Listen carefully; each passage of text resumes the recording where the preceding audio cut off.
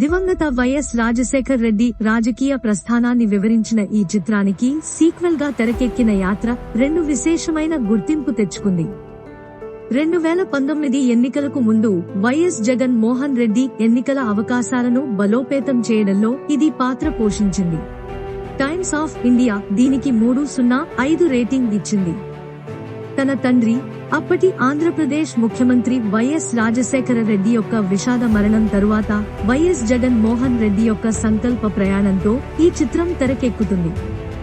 బలీయమైన ప్రత్యర్థులను ఎదుర్కొంటూ శరవేగంగా అభివృద్ధి చెందుతున్న రాజకీయ రంగంలో జగన్ అధిరోహణను క్లిష్టంగా చిత్రీకరించారు. ఆయన ప్రారంభించిన ఓదార్పు యాత్ర ఆయన కొత్త రాజకీయ పార్టీని స్థాపించడమే కాకుండా ఆంధ్రప్రదేశ్ ముఖ్యమంత్రిగా ఎలా ఎదిగారు అనేదానికి సారాంశం. వైఎస్ జగన్ మోహన్ రెడ్డి పాత్రలో జీవా యొక్క పాత్ర శక్తివంతమైనది మరియు పదునైనది. అయితే మమ్ముట్టి వైఎస్ఆర్ పాత్రను తిరిగి తెరపైకి తీసుకువచ్చారు. దర్శకుడు మహి రాఘవ్ యొక్క కథా నైపుణ్యం ఆకర్షణీయమైన కథనాన్ని నిర్ధారిస్తుంది. వాస్తవికతను మెరుగుపరచడానికి నిజ జీవిత ఫుటేజీని సజావుగా ఏకీకృతం చేస్తుంది. సోషల్ మీడియా మరియు మైక్రో బ్లాగింగ్ ప్లాట్ఫారంలు యాత్ర 2 కోసం సానుకూల ట్వీట్లు మరియు సమీక్షలతో సందడి చేస్తున్నాయి.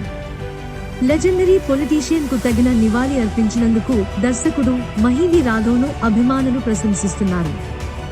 నిర్భయత, సేవ మరియు వాగ్దానాలపై నిలబడే ఇతివృత్తాలను స్పృశిస్తూ ఈ చిత్రం సీక్వెల్ గా ఎమోషనల్ ట్రీట్ ను అందించడం కొనసాగిస్తుంది. జూన్ టీవీ ఆకట్టుకునే కథనం కోసం చిత్రాన్ని ప్రశంసించింది.